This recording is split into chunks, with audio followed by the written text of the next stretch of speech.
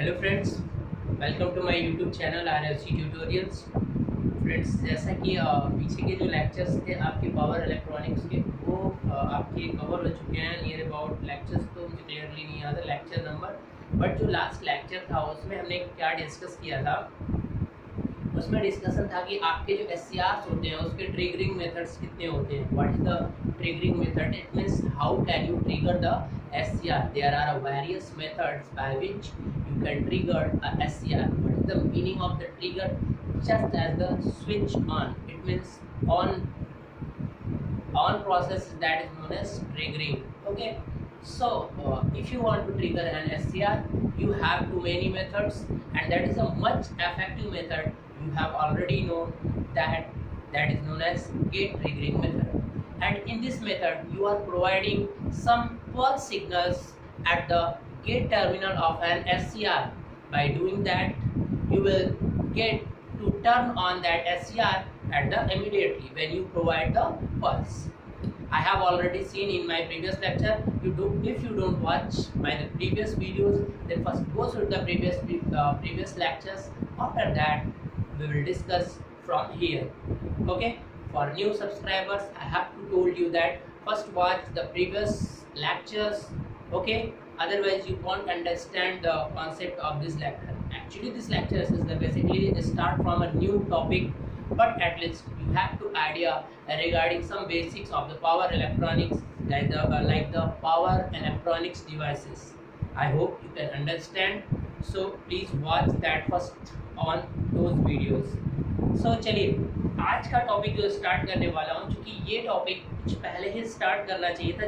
Actually मैं बीच में start कर रहा हूँ। पावर इलेक्ट्रॉनिक्स डिवाइसेस जो कि चल रही है, तो पावर इलेक्ट्रॉनिक्स डिवाइसेस की सडनली बीच में मैं इसे स्टार्ट कर रहा हूँ, क्योंकि एक्चुअल में क्या हुआ था कि जो स्टूडेंट्स आप लोग हैं जिनके लिए मैं वीडियो बना रहा हूँ, तो आज कुछ टॉपिक ऐसे डिस्कशन हो गए थे, तो मैंने कहा कि पहले इसे हम डिस्कस कर लेते हैं, इसके बाद आगे की क्लास को हम कंटिन्यू करेंगे। इट मीन्स हमें एक्चुअली में तो जो पढ़ना है वो नेक्स्ट पावर इलेक्ट्रॉनिक्स डिवाइसेस पढ़नी है। SCR आपका कंप्लीट हो चुका है, but you can't say that कि SCR आपका पूरा का पूरा कंप्लीट हो चुका है, बट लगभग कंप्लीट हो चुका है उसका पार्ट्स। उसके गेट सर्किट के ट्रिगर की प्रोटेक्शन करना है, और उसके फॉरवर्ड और रिवर्स ब्लॉकिंग जो कैपेसिटी होती है, कैरेक्टरिस्टिक्स होता है, they are different for each. If you are manufacturing at the same SCR in a same factory, but you don't get the same, it means forward characteristics, otherwise the reverse characteristics. That what is the reason? Okay, we will see this later. Today we will discuss what is the harmonics. Okay, the power electronics की जो भी procedure होंगी यहाँ पे, आज का जो हमारी क्लास है वो है गाइस हार्मोनिक्स।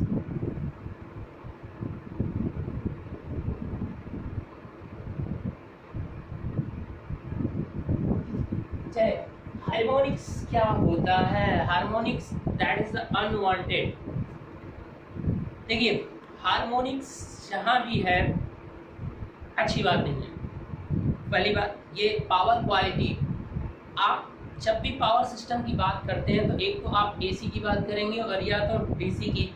तो DC की भी क्वालिटी आपकी क्या होनी चाहिए? जब भी किसी पावर की बात होगी तो DC की भी क्वालिटी आपकी बहुत अच्छी होनी चाहिए। पावर आपका जो AC है उसकी भी क्वालिटी आपकी क्या होनी चाहिए? बहुत ही अच्छी होनी चाहिए। इसमें किसी को डाउट नहीं है, क्योंकि क्वालिटी से कंप्रोमाइज़ नहीं किया जा सकता है। क्वालिटी अच्छी होगी तभी आपके वायर्स मिलेंगे, ठीक है।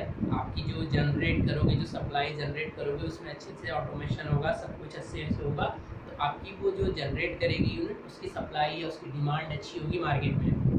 तो इसलिए सारी की सारी कंपनी जो जनरेट करती हैं, they are focus on that quality. Even though this is not only in our electrical generation, present time quality is the main important things, okay, in the market. So अब हमें यहाँ करना है, power quality की बात करनी है, तो इस क्वालिटी को इम्प्रूव करना है। तो कैसे इम्प्रूव करोगे? तो AC साइड में कुछ ऐसे फैक्टर्स आएंगे जिसके बारे में अगर पता है कि इम्प्रूव करना है तो ये चीज़ें हमें क्या करनी पड़ेगी? बूस्ट करनी पड़ेगी। ऐसे ही DC साइड, सपोज आप रेक्टिफायर सर्किट ले रहे हो तो आपको क्या मिलेगा? आउटपुट में आपको क्या मिलेगी? DC मिलेगी। और इनपुट पे क्या मिलेगा, एसी। तो जैसे ही आप ये चीज़ करते हो तो एक्चुअल में होता क्या है, देखिए पावर इलेक्ट्रॉनिक्स डिवाइसेस हर जगह यूज़ होती हैं, ठीक है। कंट्रोल और इफिशिएंट कन्वर्जन दो ही काम है पावर इलेक्ट्रॉनिक्स का।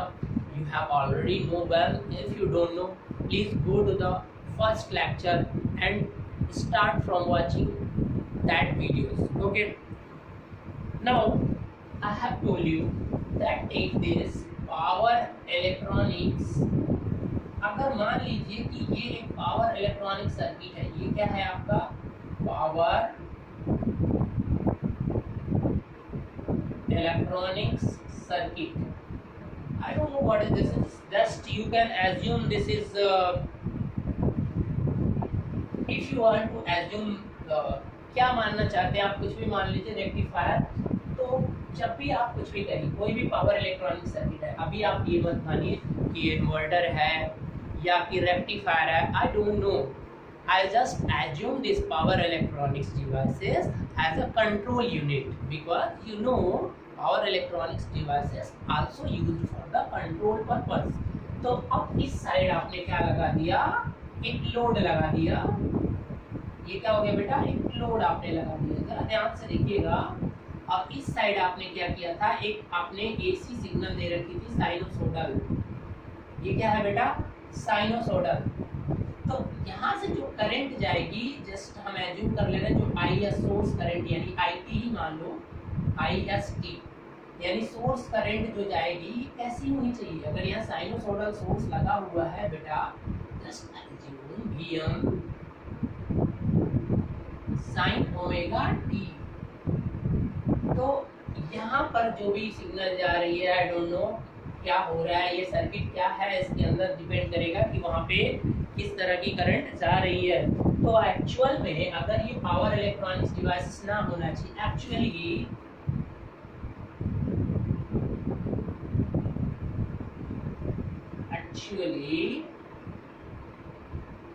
क्या होना क्या चाहिए कि अगर IS ऑफ t जो है बेटा, IS ऑफ t ये इज इक्वल टू क्या होना चाहिए, Im sign omega t।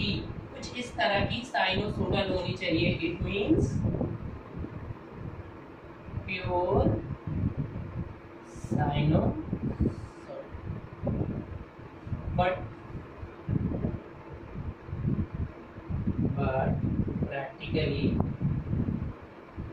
but practically this is not possible.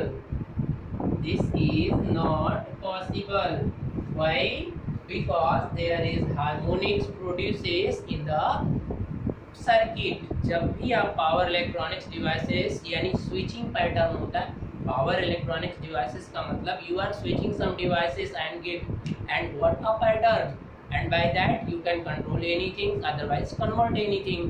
So basic purpose क्या होता है कि आप वहाँ पे क्या करते क्या हो, वहाँ पर आप करते क्या हो, स्विचिंग करते हो। तो स्विचिंग की वजह से हार्मोनिक्स जनरेट होती हैं, ठीक है। अब इस हार्मोनिक्स का कॉन्सेप्ट कहाँ से है उसको समझने के लिए अभी मैं थोड़ा सा आपको बैक लेकर चलूंगा और फिर मैं यहाँ पे फिर आऊँगा इस सर्किट पर और रेक्टिफायर। अभी जब भी पावर इलेक्ट्रॉनिक्स का कोई भी स्विच आप लगा दोगे तो जो ये एसी साइड है, ये एसी साइड की जो पावर की क्वालिटी है एक्चुअल में प्योर साइनोसोडल थी जब ये सर्किट आपने नहीं लगाया था।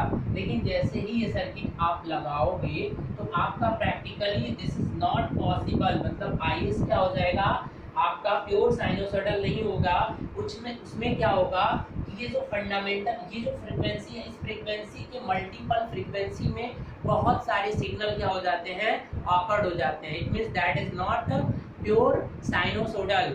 अब अगर हार्मोनिक्स की बात करें तो जो इस फ्रीक्वेंसी का सिग्नल होगा उसे छोड़कर बाकी टर्म जो भी आएंगे हायर ऑर्डर की फ्रीक्वेंसी, वही सारे क्या कहलाते हैं, आपके हार्मोनिक्स कहलाते हैं, ठीक है। सेकेंड हार्मोनिक्स, थर्ड हार्मोनिक्स और फोर्थ हार्मोनिक्स। तो what you can write this one here, you can write that this one this I S, अगर आप प्रैक्टिकली बात करो तो this I S T is equal to I naught some DC component भी आ जाएगा कुछ अमाउंट में, उसके बाद क्या आएगा आपका I M one sine omega T, और प्लस फिर क्या होगा दूसरा कंपोनेंट आ जाएगा I M two and this is sine. अब यहाँ पे फ्रीक्वेंसी ओमेगा है बेटा, तो इसकी फ्रीक्वेंसी क्या हो जाएगी 2 omega T plus I am three sign 3 omega T plus ऐसे ही जुड़ के ये मेन सिग्नल कुछ इस तरह से हो जाएगा। बात आई समझ में? अगर यहाँ पे AC जा रहा था तो हमारी मेन प्रोबेबिलिटी किस पे थी, हमारा यही आपका इम्पोर्टेंट है आपके लिए। अगर इस केस में बात करें तो यही आपके लिए यूजफुल है, बाकी ये और ये चीजें क्या है अनयूजफुल है। तो इस केस में that component is known as harmonics, this one is second harmonics and this one is third harmonics. So I think you can understand what is the harmonics. Actually the harmonics you can define that harmonics का मतलब एक frequency के multiple frequency में जो terms आते हैं that is you can say that is known as harmonics. This is a better I think here I can give you some. ठीक है, चलिए इतना बहुत है, आप समझ गए होंगे आई होप। ठीक है, चलिए ज़्यादा स्टार्ट करते हैं इसकी ओरिजिनेशन पे। अभी आपको नहीं, अभी अरेस्ट करिए, अभी आपको आराम से समझ में आ जाएंगी चीज़ें।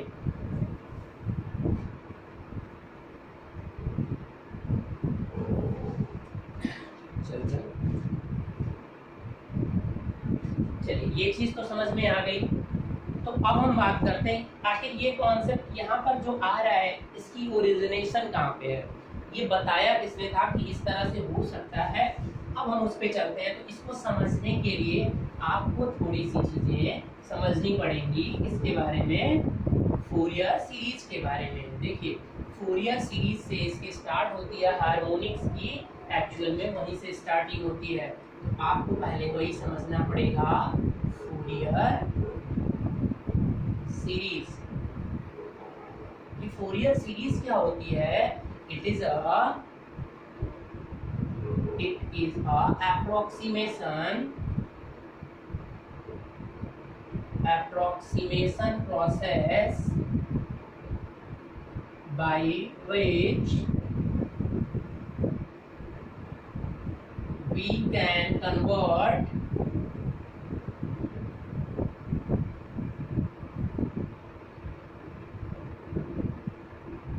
convert a periodic non-sinusoidal signal, periodic non-sinusoidal signal into a sinusoidal signal. Sinusoidal sinusoidal signal. देखिए ये तो आपकी डिफिनेशन हो गई। फूरियर ने क्या किया था, ध्यान से सुनिए जरा स्टोरी। उसने बताया था कि आपके पास कोई भी पीरियोडिक सिग्नल है, लेट अस एज्यूम मैं स्क्वायर वेव को ले लेता हूँ, ये आपका स्क्वायर वेव है ना बेटा। तो ये स्क्वायर वेव क्या है कि बहुत ढेर सारी साइनोसोडल सिग्नल से क्या है मिलकर बना है। इट मीन्स इसको हम क्या कर सकते हैं साइनोसोडल में कन्वर्ट कर सकते हैं। मतलब क्या है कि लेट अस एज्यूम कि कोई इस तरह की सिग्नल है। अब जरा ध्यान से देखिएगा, ये आपकी कोई सिग्नल है। अब इसी प्लेटफॉर्म पे ये आपने ये इसकी पीरियड हो गई। अब क्या है कि अब इसके हाफ में कर दो, ठीक है बेटा, और ये इसका हाफ।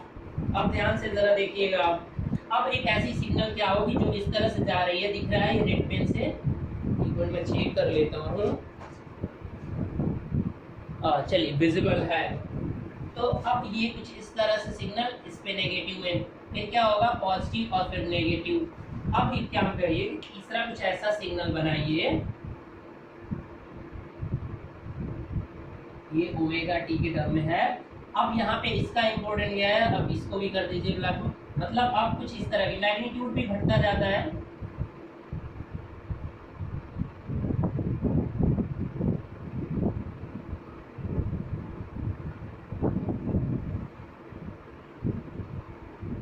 समझ गया? देखिए तो ये जो सिग्नल है इसको बोलते हैं V01। मान लो वोल्टेज या करंट कुछ भी हो सकता है।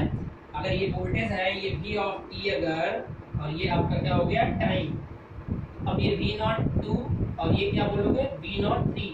आपको पता है कि जब इन सबको ऐड करोगे ना बेटा, ऐसे ही बहुत सारे सिग्नल, अभी इन्हीं तीनों को ऐड करो, तो मैं यहाँ पे जस्ट इन्हीं तीनों को ऐड करता हूँ, तो पता है कैसी सिग्नल मिलेगी। ये कुछ इस तरह से जाएगा ऊपर, और ये कुछ इस तरह से सिग्नल क्या होगा, इस तरह से जाकर, और ये सिग्नल क्या होगा कुछ इस तरह से, और ये कुछ इस तरह से सिग्नल इस तरह से मिलेगा। इट मीन्स अगर आप चाहते हो कि किसी भी स्क्वायर वेव को, मतलब कोई भी पीरियोडिक सिग्नल है, उसके कहने का मतलब सिंपल था कि कोई भी पीरियोडिक सिग्नल है, आप उस पीरियोडिक सिग्नल को बहुत सारे एसी साइनोसॉइडल में आप तोड़ सकते हो। बात आई समझ में? और वो जो तोड़ के किस तरह से बनेगा कि उसकी मल्टीपल फ्रीक्वेंसी को बढ़ाते जाइए, और उन सारे को जब भी ऐड करोगे तो वो ओरिजिनल सिग्नल क्या हो जाती है, मिल जाती है। That is a very big result, बहुत ही बड़ा एक्सपेरिमेंट था ये। आप सोच नहीं सकते हो। आप तो सोचिए कि अगर ऐसा नहीं होता तो क्या, अभी तो आज मैं बता रहा हूँ, लेकिन जिसने ये फर्स्ट टाइम गेस किया था तो उसके माइंड में क्या चैलेंजेस आया होगा कि कोई भी पीरियोडिक सिग्नल उसके सामने दिख रही है, और उस बंदे ने, sorry not I can't say that बंदा, उस साइंटिस्ट ने क्या किया था कि उसने ये फाइंड कर लिया, एक मैथमेटिकल मॉडल दे दिया कि आप किसी भी सिग्नल, क्योंकि आपका साइनोसॉइडल पे ऑपरेशन करना बहुत आसान होता है, आप इस सिग्नल के पे कुछ ऑपरेशन नहीं कर सकते हो। साइनोसॉइडल पे आपका फेजर वर्क करता है बेटा, आपको पता है। तो आपको साइनोसॉइडल पे कोई भी ऑपरेशन करना हो, mathematical operation, that is a much easy. तो इसीलिए क्या होता है कि आप इस सिग्नल को, उसने क्या कहा कि आप उस सिग्नल को बहुत सारे हार्मोनिक्स कंपोनेंट में ऐड कर सकते हो। अब ये पार्ट क्या होगा, फंडामेंटल, अब ये क्या होगा, फर्स्ट हार्मोनिक्स। अब ये देखो ये क्या होगा, इसको बोला जाएगा आपका, ये आपका ये वाला वैल्यू होगा फंडामेंटल, ये क्या होगा, ये आपका सेकेंड हार्मोनिक्स, ठीक है लिख लीजिएगा। ये क्या होगा, थर्ड हार्मोनिक्स, क्योंकि फ्रीक्वेंसी थर्ड टाइम हो गई। देखिए इसकी जो भी फ्रीक्वेंसी रही हो फंडामेंटल की, ये उसकी 2 गुनी फ्रीक्वेंसी है, और इसके रिस्पेक्ट में इसकी फ्रीक्वेंसी 3 गुनी है। ऐसे ही बहुत सारे को क्या करते जाइए, ऐड करते जाइए। तो अब देखिए इस सीरीज के अकॉर्डिंग अगर मैं बात करता हूँ, फूरियर सीरीज लिख चुके थे ना, तो अब हम बात करें इसकी। अब ये किस तरह से उसने मैथमेटिकल प्रोसेस दिया, ऐसा नहीं कि उसने बस इतना बता के छोड़ दिया, आप किस तरह से कन्वर्ट करोगे वो सब उसने बता दिया। ऐसा कुछ नहीं है कि किस तरीके से आपको वहाँ तक पहुँचना है, यानी आपको फिर उसके इतना माइंड नहीं डेवलप करना है, अपना खर्च नहीं करना है। देखिए करना क्या है, उसने ये बता दिया कि जैसे कोई भी V0 है सिग्नल, यानी VT, कोई भी सिग्नल हो, वो क्या है कि बहुत सारे क्या होते हैं, आपके बहुत सारे हार्मोनिक से, मतलब फ्रीक्वेंसीज से मिलकर बने होते हैं। जैसे अब V0, इसमें DC भी होगा, और V01 या VM1 कर दो, VM1, बात आई समझ में। साइन है तो साइन, कोसाइन है तो cosine, sine omega t plus VM2 sine 2 omega, ठीक है, plus VM3 sine 3 omega, so dash dash ऐसे इनफाइनाइट तक कर दीजिए। इट मीन्स इस तरह से कोई भी सिग्नल हो पीरियोडिक होना चाहिए। अब जब ये उसने चैलेंज किया था तो उसके बाद एक प्रॉब्लम आई थी, साइंटिस्ट ने उसके साथ सवाल किया कि ठीक है आप कह रहे हैं कि किसी भी सिग्नल को पीरियोडिक, ऐसा ही नहीं, इस तरह की भी सिग्नल हो, आप एज्यूम कर रहे हैं, ये भी एक देखिए सिग्नल जो पीरियोडिक बदल रही हो, इस तरह से भी पीरियोडिक होना चाहिए। तो अगर इस तरह की पीरियोडिक सिग्नल है, ट्रायंगुलर हो, जस्ट एज्यूम इस तरह से भी हो, तो इसको भी हम साइनोसोडल के फॉर्म में कन्वर्ट कर सकते हैं। ये एज्यूम कर सकते हैं कि ये बहुत सारी साइनोसोडल और प्लस डीसी कंपोनेंट भी इसमें अवेलेबल होंगे। ठीक है, तो अब यहाँ पर आपका जो यूजफुल है उसको छोड़कर बाकी जो भी बचेगा that is known as harmonics. Simple भाषा में हार्मोनिक्स की बात करते हैं तो फंडामेंटल को छोड़कर जो भी मतलब नेसेसरी पार्ट डीसी के लिए आपका एवरेज वाला और एसी के लिए फंडामेंटल, इसको छोड़ के जो भी चीज़ें आ रही हैं वो क्या हो जाती है harmonics. It means that is unwanted for that one and that is not for good for the quality of the power system. ठीक है, तो पहले मैथमेटिकल मॉडल यहाँ से समझ लेते हैं। आई होप समझ में आ गया होगा कि ये सिग्नल जो बना है ना बेटा बहुत ढेर सारे ऐसे ही कंपोनेंट से बना हुआ है, मतलब इसको मैं ब्रेक कर सकता हूँ बहुत ढेर सारी साइनोसोडल सिग्नल में। अब इससे फ़ायदा क्या होगा? इससे फ़ायदा ये होगा कि हमारा जो मैथमेटिकल ऑपरेशन हो जाएगा इसको एक्सप्लेन कुछ भी करने के लिए, इस पर मैथमेटिकल ऑपरेशन करने के लिए वो बहुत आसान हो जाएगा। या किसी भी डिफरेंट शेप की पीरियोडिक सिग्नल आ रही तो अलग से उसका एनालिसिस बहुत कॉम्प्लेक्स था, इसीलिए उसने ऐसा किया था। लेकिन उसके साथ एक अलग तरीके की प्रॉब्लम आई। वो प्रॉब्लम ये थी कि उसने क्लियरली फोरियर सीरीज में मेंशन किया था बेटा कि ये सिग्नल पीरियोडिक ही होना चाहिए। अगर नॉन पीरियोडिक है तो उसकी फोरियर सीरीज नहीं बनाई जा सकती। फोरियर सीरीज का मतलब वही डिफरेंट फ्रीक्वेंसी में ब्रेक करना। कैसे ब्रेक करोगे आप? ठीक है, तो नहीं कर सकता। तो यानी उसे फिर एक चैलेंज मिल गया कि अगर सिग्नल नॉन पीरियोडिक हो तब क्या होगा। तो अगर सिग्नल नॉन पीरियोडिक होगा तब उसने बताया था कि नॉन साइनोसोडल को साइनोसोडल में बदलने के लिए, ये तो था नॉन साइनोसोडल सिग्नल को साइनोसोडल बदलने का कितना अच्छा टेक्निक है। सिंपल भाषा में फोरियर सीरीज किसी भी नॉन साइनोसोडल सिग्नल को साइनोसोडल में बदलती है, दैट्स ओके। लेकिन वो नॉन साइनोसोडल पीरियोडिक होना चाहिए, तभी फोरियर सीरीज के जो भी फार्मूले अभी मैं आपको बताने वाला हूँ वो एप्लीकेबल होंगे। Otherwise you can't apply that all the formulas regarding that's okay. But जब उसे चैलेंज ये मिला उसने एक्सेप्ट किया, हाँ ये तो नहीं हो सकता। जब सिग्नल पीरियोडिक नहीं होगी तब उसको किस तरह से साइनोसोडल में आप ब्रेक करोगे। वो फिर 2-3 साल या 10 जितने साल वो एक्सपेरिमेंट करके फिर लास्ट में उसने फोरियर ट्रांसफॉर्म की आपका ओरिजिनेशन आया था। उसने कहा कि अगर नॉन पीरियोडिक है तो आप फोरियर ट्रांसफॉर्म की हेल्प से ऐसा कर सकते हैं। अब ये फोरियर सीरीज और फोरियर ट्रांसफॉर्म डिटेल से तो हम सिग्नल में पढ़ेंगे, बट यहाँ पे थोड़ी सी चीज़ें देख लेते हैं। तो अभी फोरियर सीरीज और फोरियर ट्रांसफॉर्म में क्या डिफरेंस है ये सबको समझ में आ गया। Fourier series convert a non sinusoidal periodic signal into a, मैं यहाँ पे लिख दे रहा हूँ एक बार फिर से ताकि आपको कोई भी कंफ्यूजन ना हो। ठीक है, वीडियो भी ज़्यादा मिनट में ना हो। अच्छा चलिए,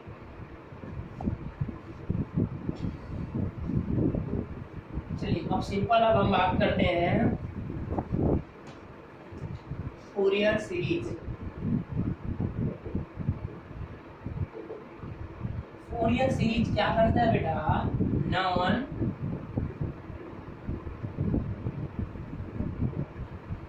साइनोसोडल सिग्नल, ये सिग्नल कर दिया, इसको क्या करता है? ब्रेक करता है किसमें? Sinusoidal signal.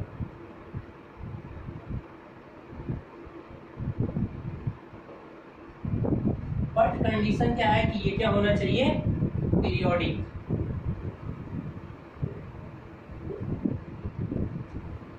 और अगर फोरियर, अब अगर ये पीरियोडिक नहीं हुआ तब उस समय काम करेगा फोरियर ट्रांसफॉर्म। ये क्या करेगा? नॉन साइनोसोडल,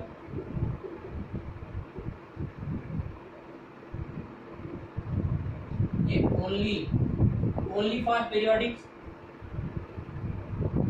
ये नॉन साइनोसोडल को किसमें कन्वर्ट करेगा? साइनोसोडल। यहां क्या है कि ये फॉर बोथ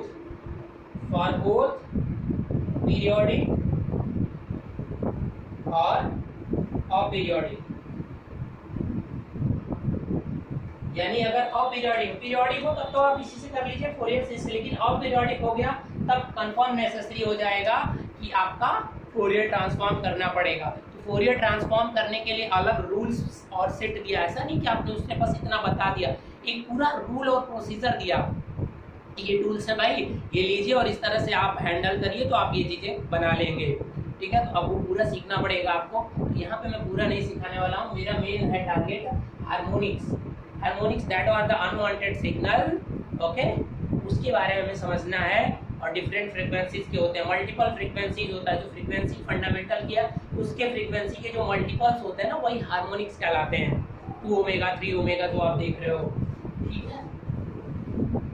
आई होप समझ में आ गया होगा। अब हम चलिए कि फोरियर सीरीज के बारे में, यहाँ फोरियर ट्रांसफॉर्म्स नहीं, हम मान के चलिए पीरियोडिक को लेकर चल रहे हैं, कोई भी सिग्नल पीरियोडिक है तो हम पीरियोडिक मान के चलते हैं और हमें यहाँ उसी से मतलब है, इसलिए उसी को समझिए। तो अब अगर फोरियर सीरीज की बात करो तो उसने क्या कहा कि कोई भी सिग्नल अगर x ऑफ t है तो उसमें आप क्या कर सकते हो, x नॉट, ठीक है। x नॉट मतलब क्या हो जाएगा कि कोई भी सिग्नल है तो वो दो पार्ट से, यानी a नॉट कर दीजिए, a नॉट और plus summation of n is equal to 0, sorry n is equal to 0 तो हो चुका ना बेटा, और यहाँ इंफिनिटी an, ठीक है, an cos n omega t plus bn sin n omega t। ये एक फार्मूला दिया जिस फार्मूले से आप क्या कर सकते हो, किसी भी सिग्नल को आप फाइंड कर सकते हो, ठीक है। कोई भी सिग्नल इस तरह से टोटली उसने बताया कि साइन और कोसाइन से मिलकर बनी होती है, नॉट ओनली साइन। अगर केवल साइन लोगे तो पूरा का पूरा सिग्नल अच्छे से रिकवर नहीं होगा, यानी उसने बताया कि कोई भी सिग्नल साइन और कोसाइन दोनों से मिलकर बनी होती है। अभी तक केवल मैं साइन का ले रहा था, अब उसने क्या किया कि दोनों का एनालिसिस किया, जहां पे वेयर an a नॉट जो है एवरेज वैल्यू है, a नॉट क्या है, एवरेज वैल्यू, ठीक है। एवरेज वैल्यू कैसे निकालते हैं, x ऑफ t जो सिग्नल दिया रहेगा उसकी एवरेज वैल्यू है कुल मिलाकर, it means 1/t 0 to t और x of t dt। I hope you can understand this one, area under curve divided by time period, otherwise you can say that area under curve, area under CV ना, ठीक है, divided by time period। इस तरह से भी आप average value जैसे find करते हो, टाइम पीरियड, ठीक है। अब ये a नॉट हो गया, an क्या है, an होता है 2/t जस्ट 0 to t, ठीक है बेटा। आपका क्या हो जाएगा, x of t cos n omega t d of t, and if you write bn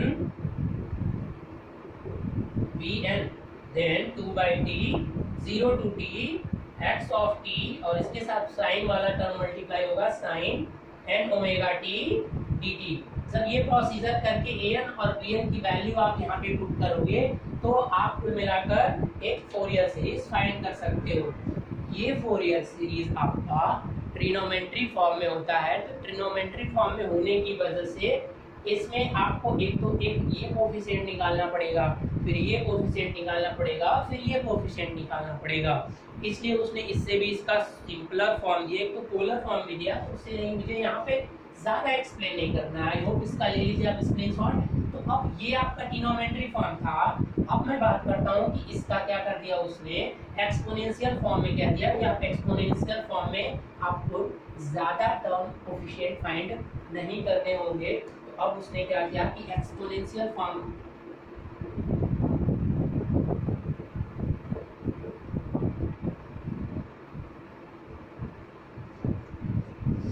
इसमें क्या कहा कि x ऑफ t को आप क्या करिए, समेशन ऑफ a n, ठीक है।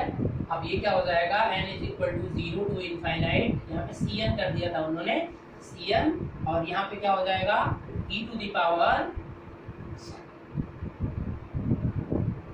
अच्छा चलिए e to the power jn omega naught t या ओमेगा t जैसे फंडामेंटल की तरह आप एज्यूम कर लीजिए, ठीक है। इस तरह से आपका हो जाएगा। अब देखिए यहाँ पे यार जब 0 रखोगे तो c नॉट मिलेगा, और c नॉट या इसको इस तरह से भी लिख सकते हो। चलो अभी पहले हम समझ लेते हैं, cn अगर आपको निकालना है तो वो हो जाएगा 1/t 0 to t और यहाँ पे क्या हो जाएगा बेटा x ऑफ t और e to the power minus J N omega naught t और इनटू dt, यानी एक ही कोफिशिएंट यहाँ पे निकालना पड़ेगा आपको। देख रहे हैं कितना आपको, ये e to the power j omega मतलब साइन और कोसाइन टर्म ऑलरेडी आ चुके हैं। तो अब इस तरह से जो सिग्नल मिलकर बना है, अगर 1 2 लिखते जाओगे यहाँ पे, देखिए अब मैं जरा इसे एक्सपेंड कर रहा हूँ तो क्या हो सकता है, जैसे 0 रखोगे तो क्या हो जाएगा e टू द पावर 0 की वैल्यू 1, तो यहाँ पे केवल c नॉट, और c नॉट सेम हो रही है एवरेज वैल्यू है। ये क्या है आपका एवरेज वैल्यू या डीसी वैल्यू बोलते हैं, इसी क्या बोलते हैं डीसी वैल्यू। जब 1 रखोगे तो यहाँ पे क्या मिलेगा बेटा c1 और n की जगह यहाँ 1 हो जाएगा j ओमेगा नॉट t, ठीक है बेटा, प्लस क्या हो जाएगा 2 रखोगे तो c2 और e to the power n की जगह 2, तो यहाँ पे क्या हो जाएगा j 2 omega t, omega naught है तो ओमेगा नॉट लीजिए, plus c3 e to the power j क्या हो जाएगा 3 ओमेगा नॉट t। अब e टू द पावर 3 आपको पता है, e to the power j जो होता है उसको क्या होता है e to the power j theta, आप क्या कर सकते हो, when you write e to the power c here, e to the power j theta, it means what is this one, cos theta plus j sin omega t, that is the meaning of this one. You can expand when each component, जब आप expand करोगे तो sine cosine के functions मिलेंगे और different frequency के, इसके भी साइन का यहाँ कंपोनेंट मिल रहा है इस फ्रीक्वेंसी के साथ, फिर दुगुनी फ्रीक्वेंसी के साथ भी साइन कोसाइन का टर्म मिल रहा है, और ये मैग्नीट्यूड भी चेंज हो रहा है, यहाँ भी साइन का टर्म मिलेगा कोसाइन का मिलेगा। बात आ रही समझ में आपको? इस तरह से ये सिग्नल आप देख लीजिए कि कोई भी सिग्नल एक साइन और कोसाइन का क्या होता है मिक्सचर होता है, और उसे किस तरह से आप फाइंड करेंगे ये फोरियर ने बता दिया था। I hope you can understand how that one signal can be divided into multiple of the sine and cosine terms. Is there any problem? चलिए इसे मैं थोड़ा सा और एक्सपेंड कर दूं तो ये क्या हो जाएगा बेटा c नॉट प्लस c1, अब e to the power j को लिखोगे तो पहले आपका क्या आ जाएगा cos omega naught t plus j, c1 तो देखो पहले ही रहेगा ना बेटा c1 और j, और फिर क्या आ जाएगा sin omega naught t plus c2 cos 2 omega naught t plus c2j sin, ऐसे ये इनफाइनाइट कर दिया, ऐसे ही एक्सपेंड हो जाए।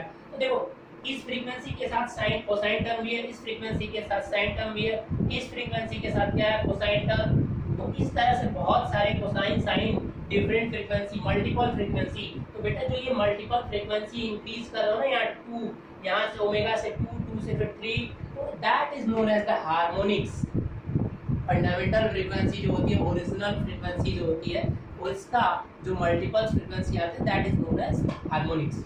अब ये हार्मोनिक्स किस तरह से नुकसानदायक होते हैं अब हम उसे समझते हैं, और मेन आते हैं अपने पावर इलेक्ट्रॉनिक्स में किस तरह से ये यूजफुल होगा वहां पे, ठीक है। तो अब वहां पे किस तरह से यूजफुल होगा इसे हम समझ लेते हैं यहाँ पे।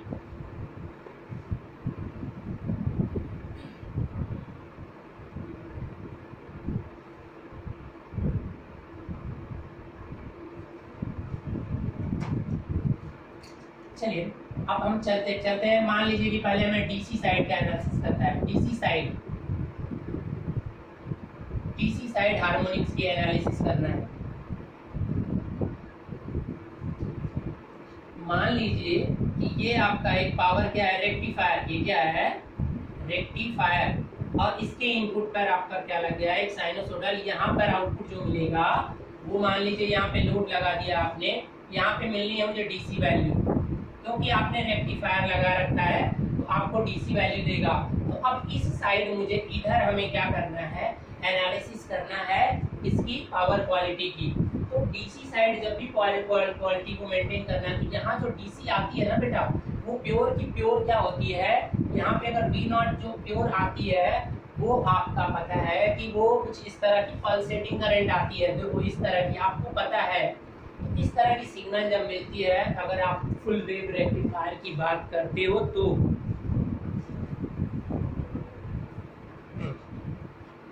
अगर आप फुल वेव रेक्टिफायर की बात करते हो तो ये आपको सिग्नल मिलता है दैट इज अ पल्सेटिंग।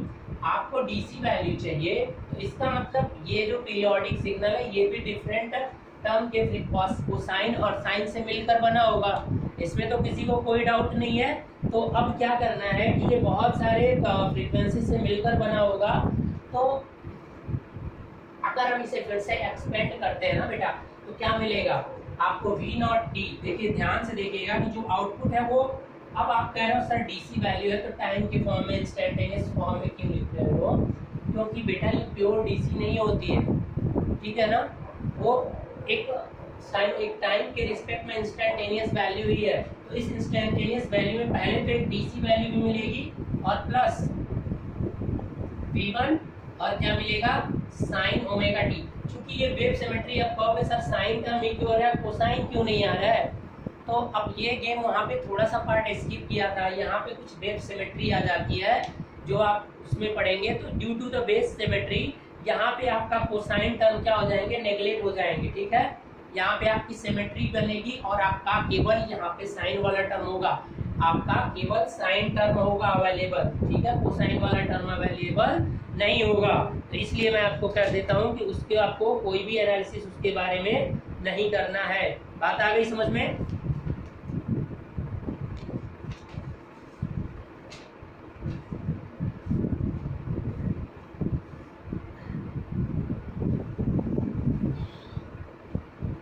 अब वो भी साइनोसोडल के फॉर्म में आप लेकर मत चलिए, ठीक है, साइनोसोडल को भी छोड़ दीजिए यहाँ से। तो इस तरह से आप ऐड कर सकते हो, कोई नहीं, just you have to write v2 sin 2 omega t and that's one. So here we don't get the cosine term due to the symmetry.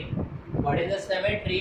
जब मैं पढ़ाऊंगा तो एक अलग से वीडियो में बनाऊंगा, वहाँ पे हम डिस्कस कर लेंगे कि आपका इवन सिमेट्री और ऑड सिमेट्री क्या होता है। जैसे ही इवन सिमेट्री यहाँ पे पैरेलल लाइन करोगे तो यहाँ पे देखिए एक इवन सिमेट्री आपको एक्सपेंड हो जाएगी, तो A1 और आपको A नॉट मतलब A नॉट AN की वैल्यू आपको 0 मिलेगी। केवल ऑड हार्मोनिक्स क्या होते हैं, प्रेजेंट होते हैं, there is no even harmonics available, मतलब सेकंड और वो भी ये 2 ओमेगा भी नहीं आएगा अगर इस केस में। तो अभी हम पार्टिकुलर वहाँ पे बात नहीं कर रहे हैं। अब जरा बात करें कि सर जो लोड साइड है हम उसके आरएमएस वैल्यू की बात करते हैं, ठीक है। लोड साइड में क्या करना है, हमें आरएमएस वैल्यू की बात करते हैं। तो अब जरा सा ध्यान से देखिएगा कि अगर V नॉट आरएमएस अगर स्क्वायर चाहिए, क्योंकि स्क्वायर करें V नॉट आरएमएस का स्क्वायर, तो इधर क्या हो जाएगा V नॉट का स्क्वायर प्लस एक फंडामेंटल मान लीजिए। अब इसकी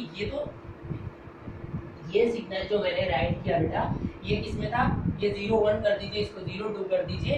तो अब ऐसे ही बहुत सारे कंपोनेंट, ये टोटल है। अगर आप किसी सिमेट्री की बात करते हैं तब ये जो होगा नेग्लिजिबल होगा। तो यहाँ पे जो सर पहले मुझे एक पूरा का पूरा मॉडल देना पड़ेगा सबकी।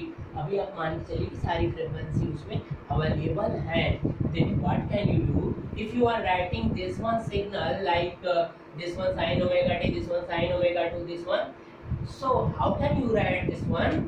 Then how can you write the RMS value in this signal? You have to assume that is the symmetry wave, no cosine terms. Remember that point. ठीक है, वैसे अगर आप नॉर्मली देना चाहते हो तो डिफिकल्ट होगा। चलिए, तो अब आरएमएस वैल्यू कैसे निकालते हो? बहुत सारे अगर सिग्नल इस तरह से टाइम में होते हैं तो आरएमएस वैल्यू कैसे निकलता है भाई? इसका स्क्वायर करते हो और फिर इसका क्या करोगे, इसका भी स्क्वायर कर दो, ठीक है, प्लस अब ऐसे ही जो यहाँ पे इसका जो फंडामेंटल, क्योंकि V01 मैक्सिमम वैल्यू, मैक्सिमम इसका आरएमएस, ये जो आरएमएस मान के चलते हैं, तो नॉट इसको बदल दो, नॉट मतलब यहाँ पे नॉट है, मतलब ये V1/√2 करके, यानी इसका आरएमएस वैल्यू उसका स्क्वायर, इसका /√2 करके, तो /√2 करने के बाद मान लिया V02 है, तो जब V02 आपने एज्यूम कर लिया तो इसका स्क्वायर प्लस ऐसे ही हो जाएगा V03 का स्क्वायर, ऐसे ही सो डैश डैश ये सिग्नल इस तरह से जाएगा। अब एक बात बताइए, आपके आउटपुट साइड पे कौन सी सिग्नल इसमें से इम्पोर्टेंट है? आप किसकी बात कर रहे हो? डीसी साइड की ना बेटा। तो डीसी साइड की जब बात कर रहे हो तो केवल ये सिग्नल आपके लिए यूजफुल है, तो आप इसको इधर उठाकर लेकर चले आओ बेटा, ठीक है। अब इसको जैसे ही इधर उठाकर लाओगे तो यहाँ पर क्या हो जाएगा कि ये सारे के सारे सिग्नल और अगर वी नॉट RMS लिखना चाहते हो, ठीक है, अब ये सारे के सारे क्या करो, इसको इधर उठाकर ला सकते हैं कि नहीं, तो वी नॉट RMS ये तो हो गया minus V naught square is equal to V naught 1 square plus V naught 2 square plus V naught 3 square. That mean अब दोनों साइड का क्या कर दो, एलसीएम ले लीजिए। जब आप दोनों साइड का एलसीएम लोगे ना बेटा, तो क्या हो जाएगा, ये आपकी यूजफुल, ये जो है ये हार्मोनिक कंपोनेंट हो गया। यही क्या है यहाँ पे हार्मोनिक्स है, क्योंकि this is not useful on our DC side. इसी को हमें नेग्लेक्ट करना है, that is known as harmonics, या इसी को आप क्या बोल सकते हो, वी नॉट एच, या इसी को हम क्या यहाँ पे बोल दे रहे हैं, वी नॉट एच, यानी हार्मोनिक कंपोनेंट। बात आ गई समझ में? तो अब यही हो गया बेटा आपका हार्मोनिक कंपोनेंट। चलिए क्लियर है? अब अगर हार्मोनिक कंपोनेंट आपको जब भी फाइंड करना हो तो क्या करोगे, आप क्या करिए कि दोनों साइड में वी नॉट से आप क्या कर दीजिए, डिवाइड कर दीजिए। अगर परसेंटेज में चेंज करना चाहते हैं तो, अगर आप इस वैल्यू को परसेंटेज में चेंज करना चाहते हैं कि आपके वी नॉट के रिस्पेक्ट में कितना है, ये हार्मोनिक तो आ गया, आपको कोई डाउट नहीं है, यानी कितना हुआ। चलिए जल्दी से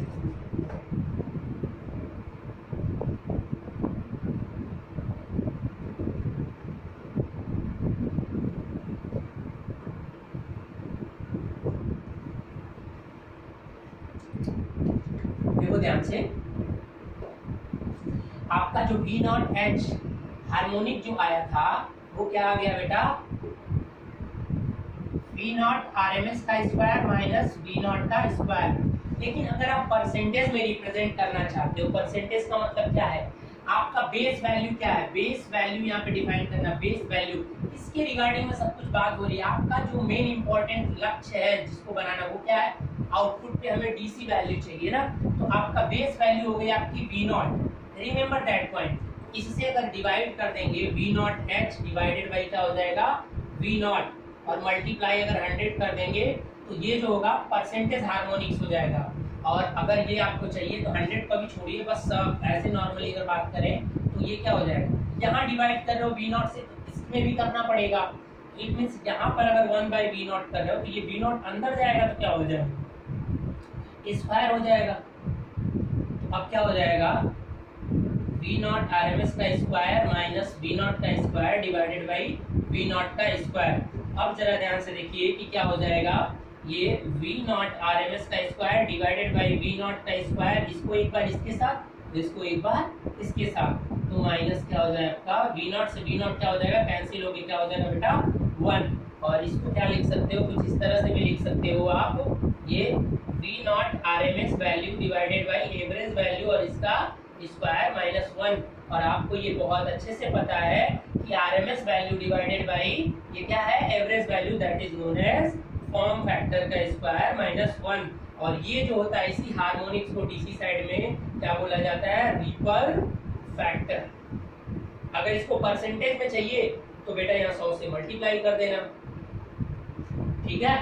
रिपल फैक्टर हमेशा देखो, फॉर्म फैक्टर क्या होता है, 1 से बड़ा होगा, 1 में से कुछ भी घटाओगे उसका स्क्वायर रूट लोगे तो क्या होगा, 1 उसमें से माइनस होगा तो समथिंग जो भी आएगा तो रिपल फैक्टर उसके अकॉर्डिंग आप निकाल सकते हो, ठीक है ना बेटा।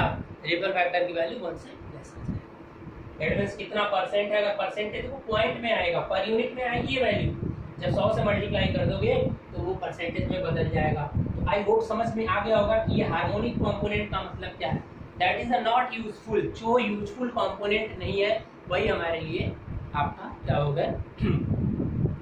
चलिए अब अगर एसी साइड की बात करो, अगर यही मैं एसी साइड की बात करता, चलिए हो गया समझ में, ये फार्मूला और ये फार्मूला याद रखिए, फॉर्म फैक्टर क्या होता है। तो डीसी साइड में जब भी करना है तो रिपल फैक्टर की बात होती है।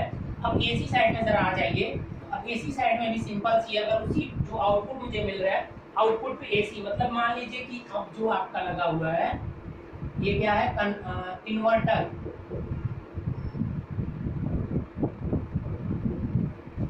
और यहाँ पर आउटपुट क्या मिलेगा, सॉरी एसी तो नहीं दोगे ना, यहाँ पे डीसी लगेगा और यहाँ पे लोड। अब यहाँ पे क्या आएगा, मान लो जो आई नॉट या वी नॉट, मान लो वी नॉट टी, ये क्या मिलेगा बेटा, जो भी मिलेगा यहाँ पे आपका क्या इंपॉर्टेंट फैक्टर होगा बताइए।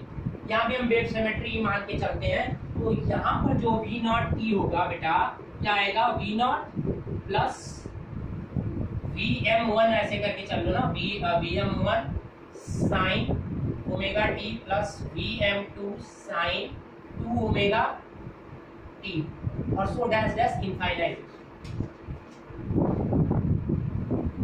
ठीक है, तो अब सेम वहां पे यहाँ पे भी सिग्नल का आरएमएस निकालिए। तो अब क्या हो जाएगा, वी नॉट का RMS square divided by V naught का स्क्वायर प्लस यहाँ पे जो है ये आरएमएस वैल्यू है, note that how can you find this one, Vm1 divided by √2 और उसका square plus V02 square plus V03 square so dash dash infinite. अब देखिए कि अब हमारा यहाँ पे AC साइड की बात हो रही है, अब हमारा AC साइड की बात हो रही है, AC साइड। तो अब यहाँ पे पिछले केस में ये इंपॉर्टेंट फैक्टर था हमारे लिए, लेकिन अब फंडामेंटल हमारे लिए क्या होता है, इंपॉर्टेंट होता है। तो अब इसको इधर लेकर आइए और ये V नॉट RMS स्क्वायर और minus V01 square is equal to V0 square plus V02 square plus V03 square so dash dash this all components. If you are taking this both type LCM, both type का क्या कर लीजिए आप, square root ले लीजिए। तो ये जो वैल्यू अब आती है ना बेटा, ये अब यहाँ पे है हार्मोनिक्स, ये क्या है हार्मोनिक्स, AC के लिए अब ये हार्मोनिक्स बनेगा, दैट्स गुड, AC के लिए ये हार्मोनिक्स बनेगा। मतलब क्या है, अब इसको लिख सकते हो V0 हार्मोनिक्स। तो how can you right this one, now just you can see, अब ध्यान से देखिए, अब यहाँ पर जो हार्मोनिक कंपोनेंट आ गया वो क्या आ गया, under root V0 RMS square minus V01 का स्क्वायर। सो अब यहाँ पर बेस वैल्यू क्या होगी आपकी, base value, just tell me, base value is equal to your fundamental value, fundamental value.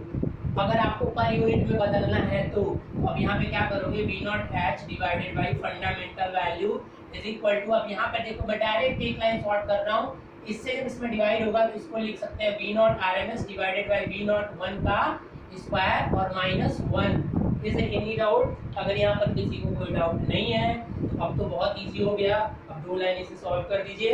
अब देखिए इसको कोई ये फैक्टर का नाम नहीं है, ये तो आपका सीधे हो गया, ये THD कहलाती है, ये क्या कहलाती है, THD, ये कोई फैक्टर नहीं होता है।